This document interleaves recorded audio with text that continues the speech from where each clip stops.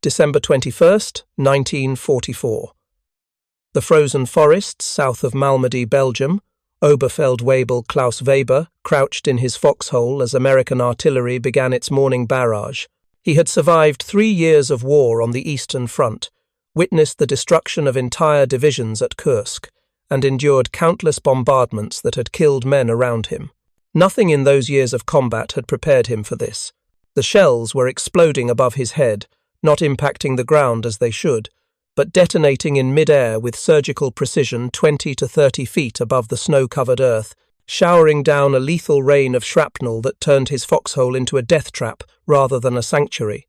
Weber pressed himself flat against the frozen dirt, feeling the hot fragments whistle past his helmet, watching men around him torn apart by steel that seemed to come from everywhere at once. That morning, examining an unexploded American shell in the pre-dawn darkness, Weber had seen something that defied his understanding of what was possible. The shell's nose fuse contained what appeared to be a complete radio transmitter, roughly the size of a wine bottle, packed with miniature glass vacuum tubes. These delicate components had somehow survived being fired from a gun at forces that should have pulverized them into powder. Wehrmacht engineers had spent a decade concluding such a device was theoretically impossible. The Americans had not only built it, but were manufacturing them by the tens of thousands. If you're enjoying this deep dive into the story, hit the subscribe button and let us know in the comments from where in the world you are watching from today. This single realization would fundamentally alter German understanding of what America was capable of producing and, by extension, what Germany was facing. The story of how German soldiers came to witness and fear the proximity fuse began not in the forests of Belgium, but in the laboratories and factories of the United States, where in the summer of 1940 a group of American scientists were tasked with solving what every major power had concluded was an impossible problem. The National Defense Research Committee, formed on June 27, 1940, brought together leading American physicists and engineers under the direction of Vannevar Bush. Among them was Merle Tuve, a physicist whose brilliant but volatile temperament would drive a team that eventually numbered over 1,000 scientists and engineers. The problem they faced was straightforward to state, but seemingly impossible to solve. German and Japanese aircraft were decimating Allied ships and ground forces. Conventional anti-aircraft guns required either a direct hit, which was extraordinarily difficult against a maneuvering target travelling at 300 miles per hour, or a timed fuse set to explode at a predetermined altitude. In practice, at the start of the war, it required approximately 20,000 shells to down a single enemy aircraft. Some estimates ranged as high as 100,000 rounds per kill. The concept of a proximity fuse had been considered for decades. Make a fuse that could detect when it approached a target and detonate automatically. Simple in theory, impossible in practice given the technology of the 1930s. Germany had explored proximity fuses as early as 1930, developing over 30 different designs, including acoustic sensors that would trigger on engine noise and electrostatic detectors that would respond to charged aircraft surfaces. By 1939, German researchers had concluded the technical challenges were insurmountable. Hitler's leadership issued directives in 1940 prioritizing projects that could reach production within 6 months to support the coming invasion of the Soviet Union. Germany's proximity fuse programs were among the casualties, though Rheinmetall Borsig would resume limited work in 1944, far too late to affect the war's outcome. The British had reached further. By 1939, researchers at the Telecommunications Research Establishment had conceived of using a small Doppler radar system. They tested prototypes on rockets, which faced far less severe acceleration than gun-fired shells. But Britain's program was stymied by 2 critical obstacles. The cost was astronomical, and Britain's industrial capacity was already stretched to breaking. More fundamentally, they could not solve the miniaturization problem. The smallest vacuum tubes available, those used in hearing aids, were still far too delicate to survive the violent acceleration of being fired from a gun. By 1941, British scientists had working prototypes that functioned perhaps 50% of the time under ideal conditions. For military use, this was inadequate. The British shared their research through the Tizard mission when America entered the war, but it would be American scientists and American industry that actually made it work. The Americans took the British research and did what no other nation could. They actually built it. Not a laboratory curiosity, but a mass-produced weapon that could be manufactured by the millions. Fuze Section T, at what became the Applied Physics Laboratory of Johns Hopkins University, established on March 10, 1942 in a rented Chevrolet garage in Silver Spring, Maryland, settled on a radio-based proximity fuse using Doppler radar principles. A miniature transmitter in the nose of the shell would emit radio waves at approximately 180 to 220 MHz. When these waves struck a target and reflected back, the frequency would shift due to the Doppler effect. When the reflected signal reached a predetermined frequency, indicating the target was within lethal range, an electrical circuit would close and detonate the shell. The theory was elegant. Making it work was another matter entirely. Consider the engineering challenges. The fuse had to fit into the nose of a 5-inch artillery shell, leaving room for 7 pounds of high explosive. Inside this space, engineers had to fit a complete radio transmitter and receiver, a power source, safety mechanisms, and a detonator. All of this had to function in extreme temperatures and survive storage for months. Most daunting of all, it had to withstand the shock of being fired from a gun. When a 5-inch shell is fired, it accelerates from 0 to 2,600 feet per second in roughly 20 feet of gun barrel. This creates an acceleration force of 20,000 times the force of Earth's gravity. Every component experiences a crushing force equivalent to being hit by a sledgehammer. The shell then spins at 25,000 revolutions per minute as it passes through the rifled barrel. And after surviving this violence, the delicate electronics had to function perfectly during the few seconds of flight time before reaching the target. James Van Allen, a young physicist who joined the Applied Physics Laboratory in April 1942 as a founding member, faced the task of developing what the team called rugged vacuum tubes. He started with miniature tubes that Raytheon and Sylvania had developed for hearing aids. These were designed for the gentle environment of sitting in someone's pocket, not the violence of artillery fire. Working with Sylvania Company engineers, Van Allen redesigned the tubes from first principles. The glass envelopes were thickened and carefully annealed. The internal filaments and grids were redesigned with shorter spans and heavier cross-sections. The tubes were potted in wax inside the fuse body, which cushioned them against shock. Every aspect was tested by firing complete fuses from a vertical gun into the ground at the Naval Proving Grounds in Dahlgren, Virginia. The soft earth caught the shells gently, enough that researchers could recover the fuses and examine the tubes under microscopes to see what had broken. Through hundreds of test firings and thousands of design iterations, the team gradually developed tubes that could survive. By September 1941, they were achieving success rates above 50%. The Navy, desperate for any improvement in anti-aircraft effectiveness, accepted this failure rate and authorized mass production tooling.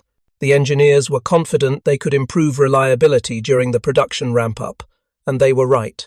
By early 1943, reliability had climbed above 90%, but vacuum tubes were only one challenge among many. The fuse needed a power source. Conventional batteries were too large and had limited shelf life, particularly in tropical heat. Engineers developed a reserve battery that used a liquid electrolyte kept separate from the battery plates until activation. When the shell was fired, centrifugal force spun the electrolyte into contact with the plates, generating electricity. This gave the batteries indefinite storage life. The fuse needed multiple safety mechanisms. It could not arm until well clear of the gun.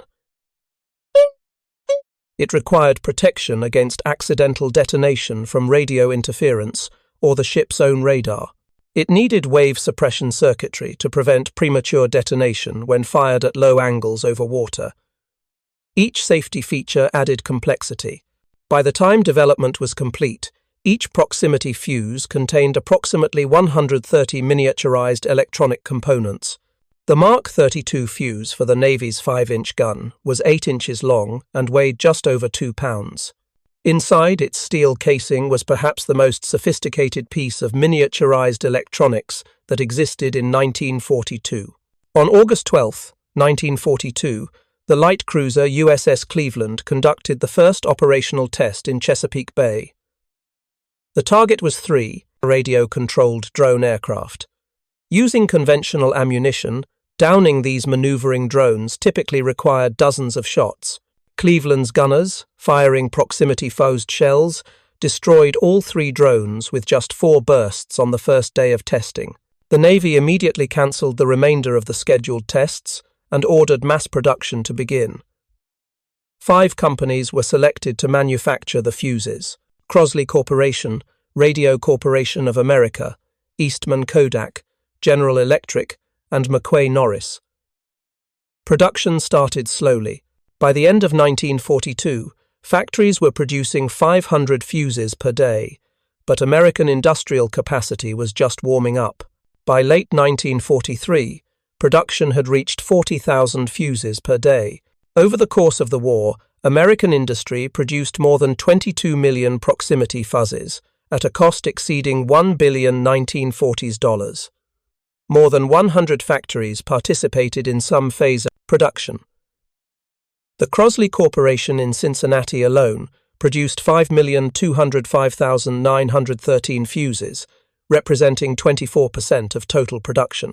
The company employed 10,000 workers operating continuously, 7 days a week, achieving peak output of 16,500 Fuzes daily.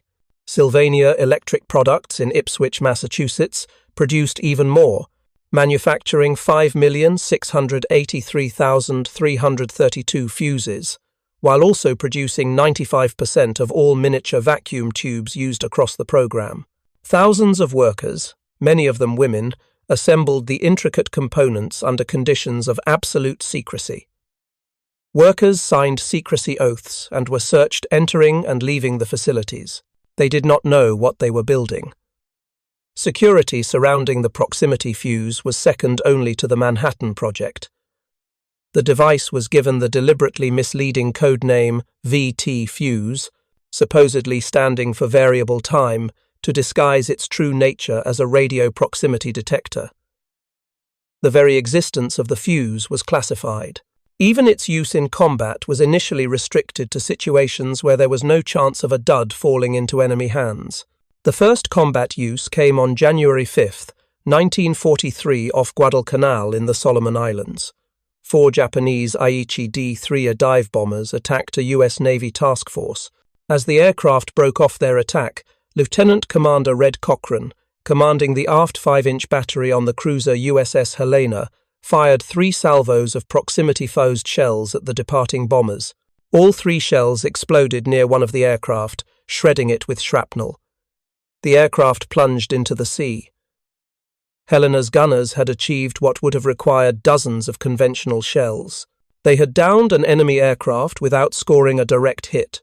Word of the success spread rapidly through the Pacific Fleet. By mid-1943, substantial quantities of proximity-fused ammunition were being shipped to Pearl Harbor. Combat results exceeded every prediction. In 1943, proximity-fused anti-aircraft fire was credited with more than half of all Japanese aircraft downed by naval gunfire, despite proximity fuses being used in only 25% of shells fired. Admiral Arleigh Burke, later Chief of Naval Operations, recalled that when he served as Chief of Staff to Admiral Mark Mitcher, commanding the fast carrier task forces, proximity fuses knocked down enemy planes by the dozens. The true effectiveness was demonstrated in a kamikaze attack on May 11, 1945, off Okinawa. 2 destroyers, USS Hadley and USS Evans, came under assault from approximately 150 Japanese aircraft during Operation Kikusui No. 6, many loaded with explosives and intent on suicide runs.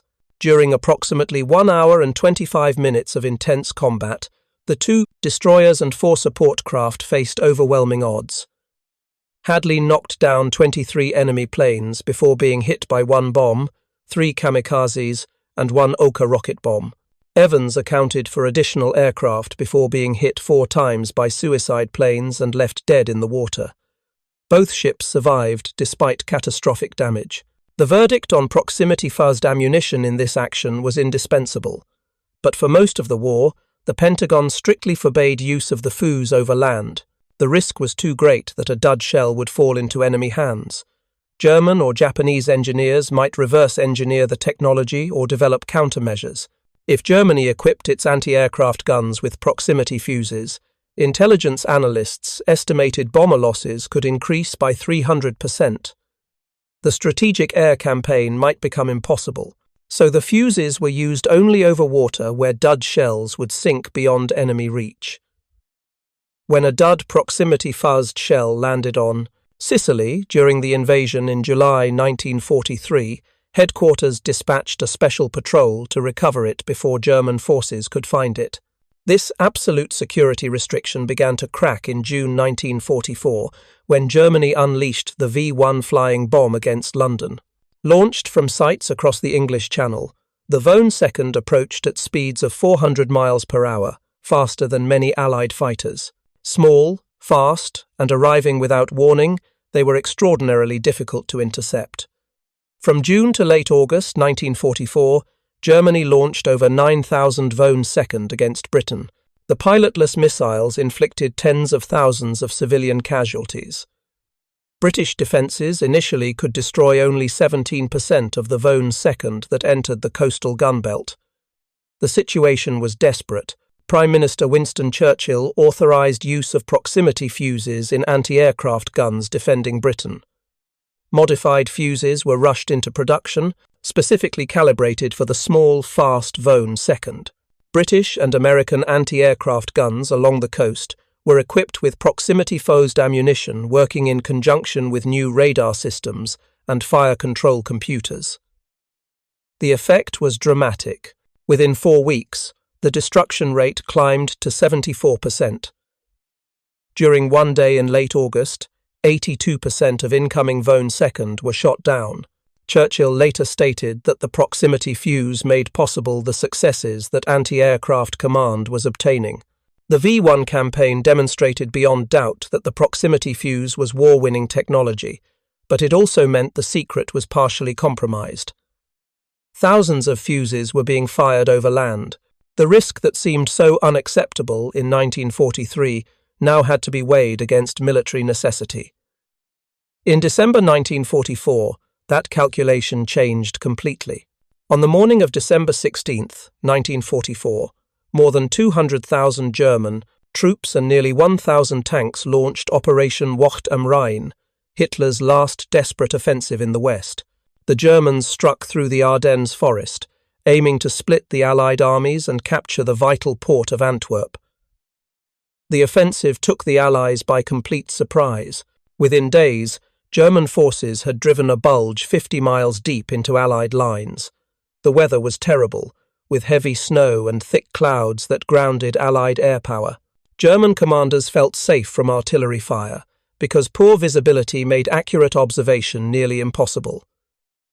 They were wrong. On December 16th, the same day the offensive began, Colonel Oskar Alfred Axelson, commander of the 406th Artillery Group, faced an agonizing decision. German forces were assaulting the 38th Cavalry Squadron near Monschau.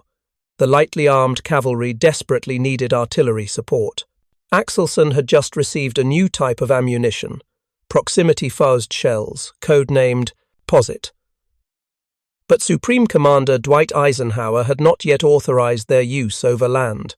The secrecy restrictions were still technically in place. Axelson decided the emergency trumped the restrictions. He ordered his gunners to fire the proximity-fuzzed shells. The effect on German forces was devastating. For the first time in the European theatre, American artillery was firing airbursts with perfect consistency, regardless of visibility or terrain. Each shell exploded 20 to 50 feet above the ground, precisely calibrated for maximum effect against personnel. The fragments spread in a cone-shaped pattern that covered an area far larger than a ground burst. Foxholes provided no protection. The shrapnel rained down from above, penetrating even log-reinforced bunkers. German soldiers, who had survived years of combat on the Eastern Front, had never experienced anything like it. They could not hear the shells approaching due to the high velocity. The first warning was the explosion overhead. On December 19th, 3 days into the offensive, Eisenhower formally requested authorization to use proximity fuzes without restriction. On December 21st, all limits were lifted. Over the next 6 weeks, 200,000 proximity-fused artillery shells were fired in the European theatre. The impact on German forces was immediate and catastrophic. Lieutenant General George Patton later wrote to the War Department describing an action near the Sauer River. His Third Army had caught a German battalion attempting to cross with a concentrated barrage of proximity-fused shells. By actual count, 702 enemy soldiers were killed. Patton wrote that the new shell with the funny fuse was devastating. He predicted that when all armies had this weapon, they would need to devise entirely new methods of warfare. He added, with evident satisfaction, "I am glad that you all thought of it first." The morning of December 21st saw proximity fuses used in defense of Malmedy itself. SS Colonel Otto Skorzeny's Panzer Brigade 150, part of the elaborate German deception operation, attacked the town at approximately 4:30 in the morning. American artillery battalions supporting the defense fired proximity-fused shells with devastating effect. The air bursts so unnerved the attackers that some charged directly into American positions seeking any shelter from the overhead explosions. The attack was repelled by afternoon. German prisoners of war interviewed by American intelligence officers captured the psychological impact. One German artillery officer captured in January 1945 described the proximity fuse as demonstrating a fundamental difference in industrial capacity. American engineering, he said, solved impossible problems through massive application of resources. The proximity fuse required extraordinary manufacturing capacity and acceptance of high costs. Germany could never have produced such a weapon, not because German engineers were less skilled, but because German industry could not support the required infrastructure. Another prisoner, a Luftwaffe engineer, focused on the implications for air defense. If Germany had possessed proximity fuses, he estimated the Allied strategic bombing campaign would have become unsustainable. At loss rates of 15 to 20% per mission, the combined bomber offensive would have ground to a halt. But he immediately added, Germany could not have developed it with available resources. The proximity fuse required an economy that could allocate billions of dollars to a single weapon system and mobilize over 100 factories. Only America possessed such capacity. German soldiers experiencing proximity-fused artillery fire faced a more immediate revelation. They were being killed by technology they could not comprehend, produced in quantities they could not match. The Battle of the Bulge demonstrated how American doctrine had evolved to maximize the fuse's effectiveness. Forward observers called down fire not just on visible targets, but on suspected positions. Artillery batteries laid down barrage patterns covering entire areas. The proximity fuses meant that every shell was an effective airburst. German tactical doctrine developed over years of warfare had to be completely rewritten. Traditional defensive positions were suddenly death traps. Moving in the open during artillery fire was suicide. The Germans tried to adapt by dispersing more widely and staying constantly on the move. But adaptation had limits. The proximity fuse fundamentally altered the equation. German soldiers began to exhibit what American intelligence termed artillery shock syndrome, a condition specifically triggered by the helplessness of facing proximity-fused fire. Some units experienced discipline problems, with soldiers refusing orders to move into areas under American artillery coverage. American intelligence reports noted that German commanders were offering rewards for intact proximity fuses, hoping examination might reveal weaknesses or provide insight into countermeasures. By January 1945, Wright Field in Ohio had developed electronic countermeasure systems designed to jam the fuse's radio signals based on the assumption that captured fuzes would lead to German jamming efforts, but German engineers never recognized what they had captured.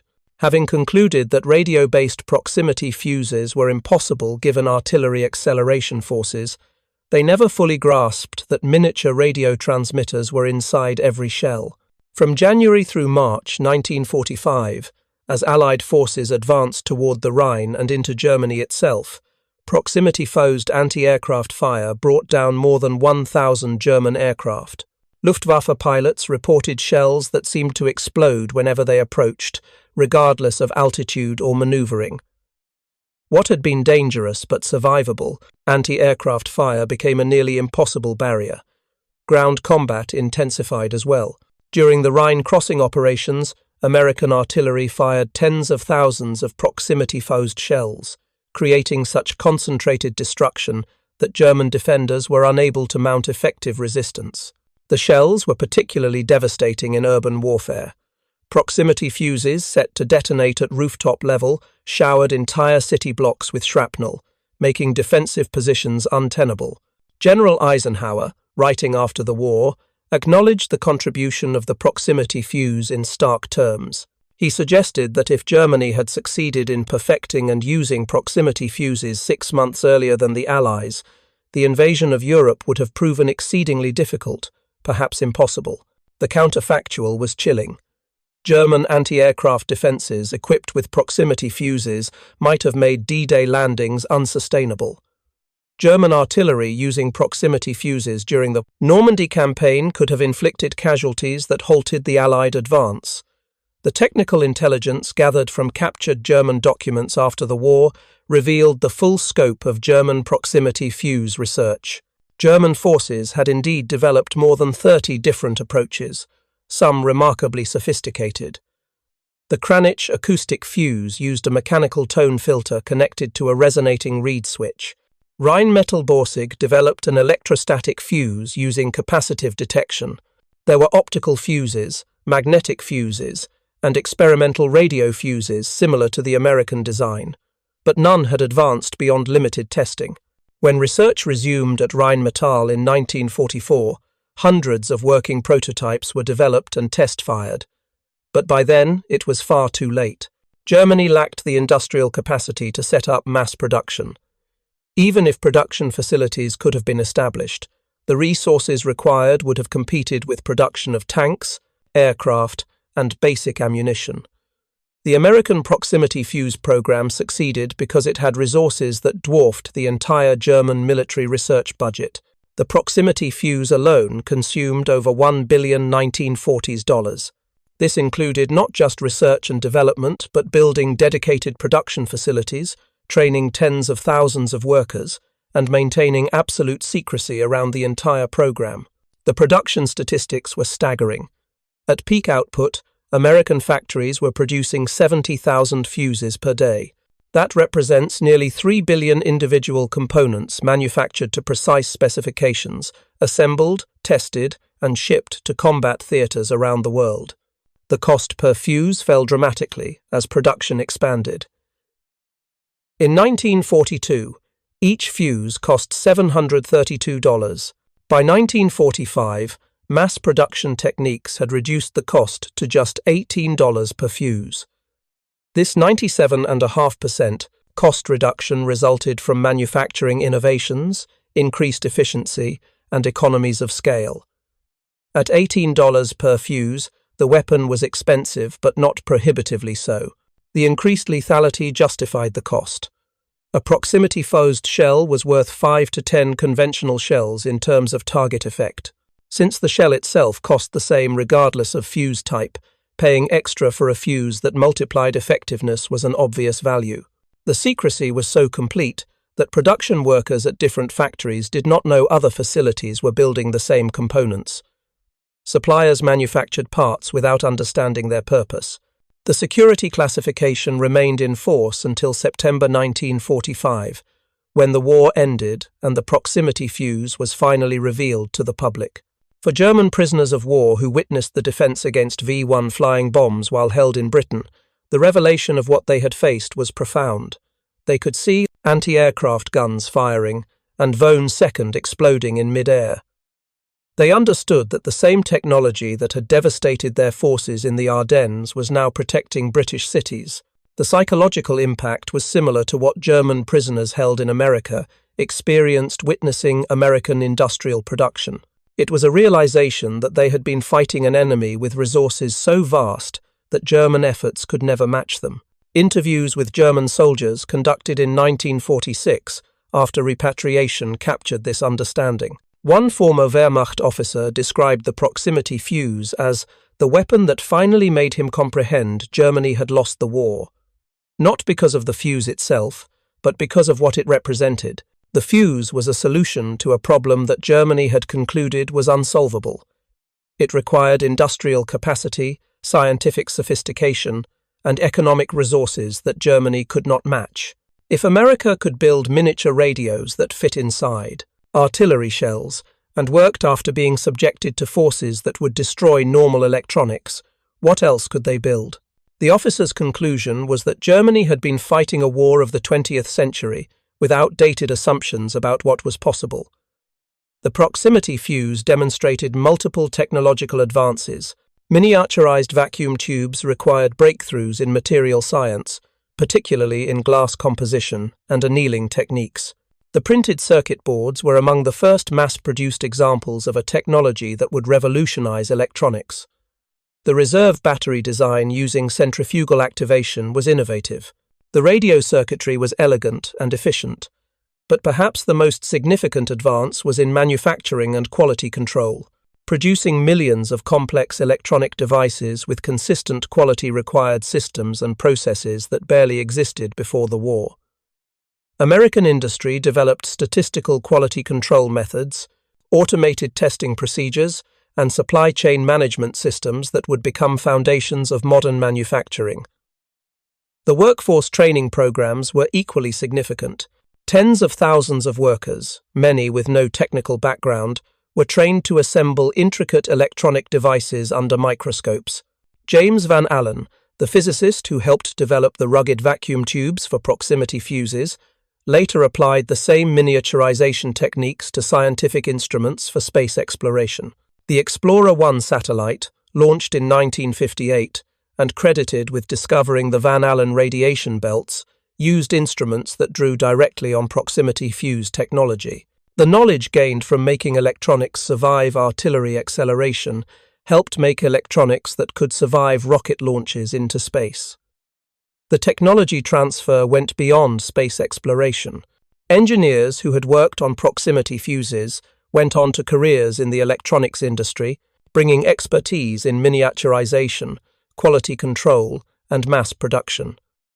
The proximity fuse's military impact extended through the Korean War, where American forces used improved versions. Modern weapon systems used descendants of the World War II proximity fuse. The Phoenix missile, the Standard Missile family, and the Patriot surface-to-air missile all use proximity fuses based on the same fundamental concept developed in 1942. Today's fuses use solid-state electronics, microprocessors, and sophisticated signal processing. They can discriminate between real targets and decoys and operate in jamming environments. But the core principle remains unchanged. Detect the target using radio reflections, calculate the optimal detonation point, and trigger the warhead for maximum effect. If you find this story engaging, please take a moment to subscribe and enable notifications. It helps us continue producing in-depth content like this. Throughout the war, German soldiers experienced something that challenged their understanding more than any material factor. Despite propaganda depicting Americans as weak and sentimental, prisoners discovered American military forces showed no weakness while demonstrating unexpected humanity. Medical treatment particularly affected prisoners. German doctors worked alongside American medical staff, learning new techniques and using advanced equipment. Prisoners received operations that would have been available only to the elite in Germany. Mental health treatment, virtually unknown in the Wehrmacht, was provided to traumatized soldiers. American authorities treated attempted suicides with counseling, not punishment. Prisoners with mental breakdowns received therapy, not beatings. This humanity toward enemies revealed a confidence that came from genuine strength.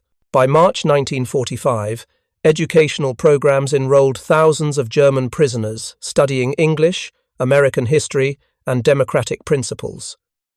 The University of Chicago provided correspondence courses. Prisoners who had arrived as committed Nazis were writing essays about democratic reconstruction. Officers who had sworn oaths to Hitler were planning how to implement American agricultural methods in post-war Germany. The transformation was so complete that American authorities worried about prisoners being too enthusiastic about American ways. Some requested to stay in America after the war. Between 1945 and 1946, over 370,000 German prisoners were repatriated from American camps. They returned to a Germany divided, destroyed, and destitute. But they brought with them knowledge of how a democratic industrial society functioned. Many former prisoners rose to prominence in West Germany's reconstruction, bringing American methods to German industry and American democratic ideals to German politics. The broader lesson extended beyond the proximity fuse to the entire character of process. American military production during World War II. America outproduced the Axis powers, not just in quantity, but in quality and sophistication. American weapons were not always individually superior, but American weapons worked reliably, were produced in overwhelming numbers, and included technological innovations like proximity fuzes that gave critical advantages. The combination of quantity and quality was what made American production decisive. The proximity fuse provided a force multiplier that turned numerical superiority into overwhelming dominance. By the final year of the war, German forces were facing enemies who had better weapons, more weapons, and technological advantages that made traditional tactics obsolete. The casualty statistics reflected the impact. During the Battle of the Bulge, despite initial surprise and favorable terrain, German forces suffered disproportionate casualties. American artillery was responsible for an unusually high percentage of German losses. Medical personnel reported that wounds from proximity-fused shells tended to be more severe than wounds from traditional artillery. The shrapnel came from above, targeting the head and shoulders. Multiple fragment wounds were common. The lethality was significantly higher. By March 1945, as Allied forces prepared to cross the Rhine and advance into Germany, proximity-fused ammunition had become standard for all American artillery. Factories were producing fuzes faster than they could be shipped to Europe. The Germans never developed effective countermeasures. Electronic jamming was theoretically possible, but required understanding the fuse's operating frequency and characteristics. Without intact working fuses to analyze, German engineers could not determine specifications needed for jamming. Even if they had, deploying jammers across every potential target would have been impossible. Physical countermeasures were equally ineffective. The fuses operated by detecting reflected radio waves. Reducing the radar cross-section of troops and equipment was impossible. The human body itself reflected enough energy to trigger the fuse at close range. The only defense was dispersion, spreading forces widely enough that a single shell would not catch multiple targets. But dispersion reduced combat effectiveness and made coordinated operations difficult. German tactical doctrine had evolved around concentrated formations. Dispersing to counter proximity fuses weakened overall capability, even as it reduced casualties. The final months of the war saw some German units essentially paralyzed by fear of American artillery. Units would not move during daylight. They avoided any position that appeared to be a likely target. Morale plummeted. The sense of helplessness broke the will to resist. American intelligence reports noted that German prisoners increasingly cited artillery as the primary reason for surrender, not the fear of death, which soldiers accepted, but the specific fear of proximity-fused artillery, which provided no chance of survival and no way to fight back. This was psychological warfare at its most effective, accomplished not through propaganda, but through demonstrated futility of resistance.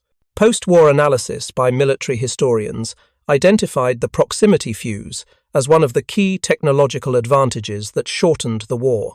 Estimates suggest the fuse saved tens of thousands of Allied lives by reducing the length of campaigns and increasing effectiveness of defensive operations against kamikaze attacks in the Pacific. Proximity phases were credited with preventing ship losses that would have significantly delayed operations. The strategic impact was multiplied by production scale. Because fuses were available in unlimited quantities by late 1944, they could be used without conservation. Fire missions that would have been questionable with conventional ammunition became routine. Suspected enemy positions could be saturated. Defensive fire plans could cover vast areas with overlapping patterns. The psychological effect of this abundance was as significant as the physical effect. The technological legacy of the proximity fuse extended far beyond military applications. The miniaturization techniques influenced the entire electronics industry. The quality control methods became standard practice in manufacturing. The workforce training programs demonstrated that complex technical work could be performed by people without advanced education, given proper training and supervision. These lessons shaped post-war American industry. The space program, the development of computers, and the transistor revolution all drew on knowledge and techniques developed during the proximity fuse program. The scientists and engineers who worked on the fuse went on to distinguished careers. James Van Allen became one of the founding figures of space science. Merle Tuve continued leading scientific research at the Carnegie Institution. Dozens of others joined universities, industrial laboratories, and government research facilities, bringing expertise in miniaturization, electronics, and systems engineering. The intellectual capital developed during the Proximity Fuse program helped establish American leadership in electronics and technology throughout the second half of the 20th century. The industrial infrastructure created for fuse production found new uses after the war. Factories that had manufactured vacuum tubes converted to producing television tubes and consumer electronics. Workers trained in precision assembly became the workforce for the emerging electronics industry. Supply chains established for fuse components supported the growth of consumer electronics markets. The story of the proximity fuse is ultimately a story about resources, priorities, and the different paths nations took through World War II technology development. Germany invested heavily in advanced weapons like jet aircraft and ballistic missiles. These were impressive achievements, but came too late and in too few numbers to affect the war's outcome. America invested in technologies that could be mass-produced immediately. Proximity fuses, while sophisticated, were designed from the start for mass production. Every decision in their development prioritized manufacturability and reliability. The result was a weapon available in overwhelming numbers when needed. This reflected a fundamental difference in strategic thinking. Germany sought war-winning superweapons that would offset Allied numerical superiority. America sought effective weapons that could be produced in quantities that made numerical superiority overwhelming. The proximity fuse was not a superweapon. It was a very good weapon produced in very large numbers. That approach proved decisive. In the final accounting, the proximity fuse represented everything that made American industrial power dominant in World War II. It combined advanced technology with practical engineering. It required massive investment but produced proportionate results. It was sophisticated yet manufacturable, effective yet affordable at scale, innovative yet reliable. It was a perfect example of how America fought and won World War II by solving impossible problems through the application of extraordinary resources, brilliant engineering, and an industrial base that could produce technological miracles by the millions. The German soldiers who faced proximity-fused fire understood this implicitly. Wehrmacht veterans interviewed after the war consistently described the fuse not merely as a clever weapon, but as a demonstration of comprehensive superiority in science, industry, and national will. The proximity fuse ended their war not through any single dramatic defeat, but through the accumulated weight of countless engagements, each proving the same lesson. They were fighting an enemy with capabilities beyond their ability to match or counter. That realization, more than any battlefield loss, broke the Wehrmacht's spirit and hastened the end of the Third Reich. The weapon that had seemed impossible to build became the weapon that changed warfare. American scientists, engineers, factory workers, and military personnel had accomplished what the world's experts declared could not be done. They had miniaturized complex electronics, made delicate vacuum tubes survive artillery forces, and manufactured the result by the tens of millions. The proximity fuse stands as testament to what free societies can achieve when they combine scientific excellence with industrial might and unwavering determination. It proved that the greatest victories come not from seeking the impossible, but from making the necessary possible through sheer force of will and unlimited application of resources. When Klaus Weber examined that unexploded American shell in the frozen forests of Belgium on December 21, 1944, he was witnessing more than a technological achievement. He was seeing the physical manifestation of industrial capacity that Germany could never match, scientific innovation that Germany had dismissed as impossible, and manufacturing capability that existed nowhere else on Earth. The copper and glass components in that fuse, each machined and assembled by workers in distant American factories, represented a level of technological sophistication and production scale that redefined what was possible in modern warfare. The miniature radio transmitter that had survived 20,000 times the force of gravity was not just a weapon. It was a message, written in electromagnetic waves and high explosives, that the war Germany had started was a war Germany could not win. Every proximity-fused shell that exploded over German positions carried that same message. America possessed not just superior numbers but superior technology, not just greater resources but the ability to transform those resources into weapons that multiplied effectiveness by factors of 5 or 10. The mathematical certainty of defeat was being written in the air above German foxholes, inscribed by fragments from shells that detonated with perfect precision 20 feet overhead.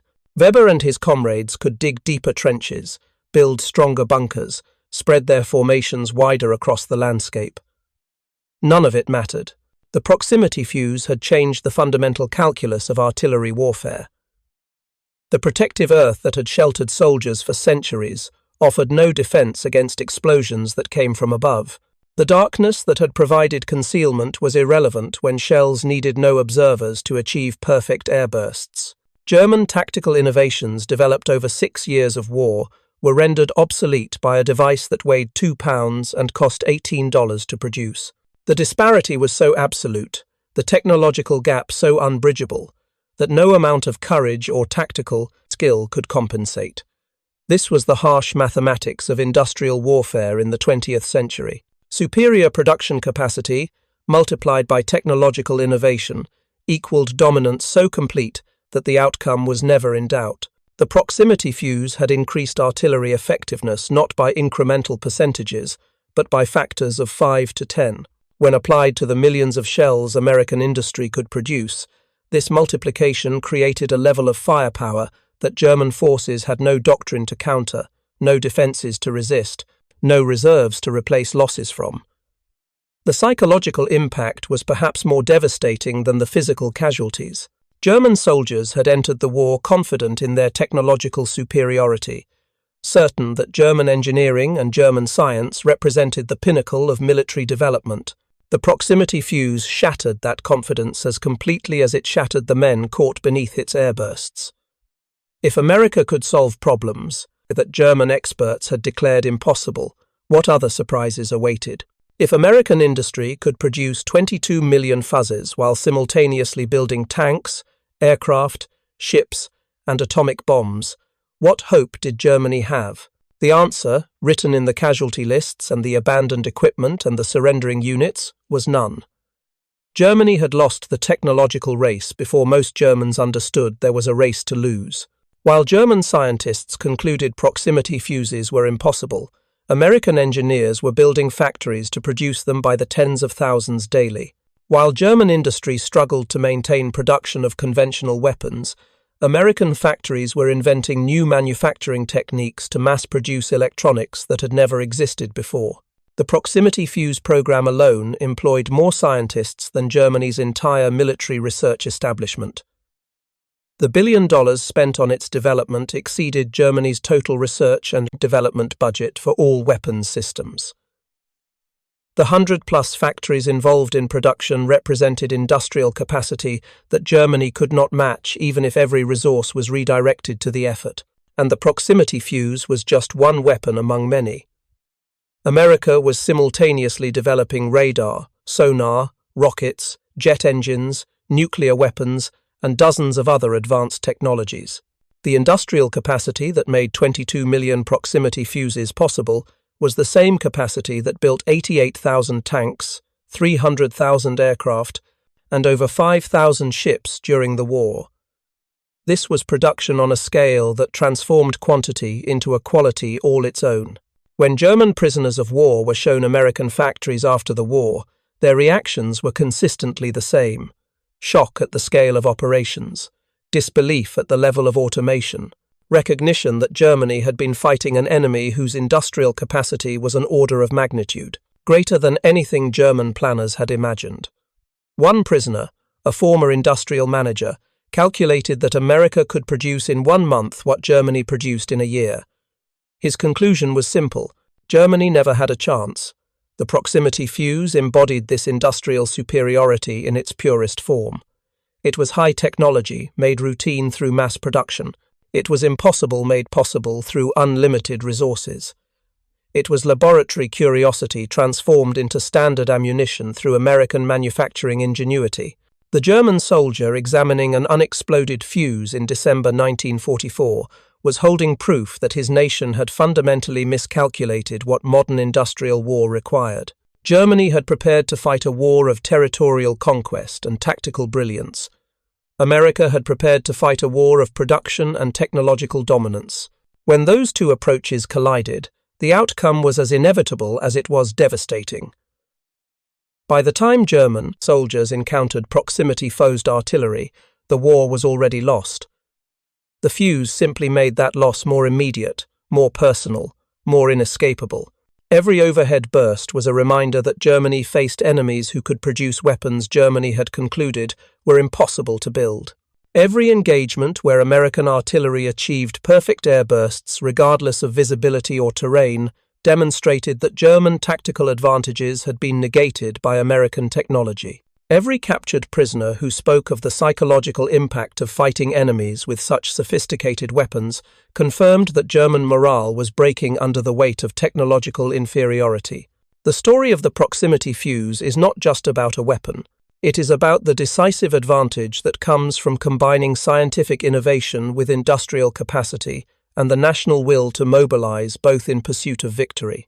It demonstrates that wars are won not by the bravest soldiers or the most brilliant tactics, but by nations that can field the best weapons in the greatest quantities. It proves that technology, when properly developed and properly produced, can multiply effectiveness to the point where numerical and qualitative superiority combine into overwhelming dominance. Thank you for watching. For more detailed historical breakdowns, check out the other videos on your screen now. And don't forget to subscribe.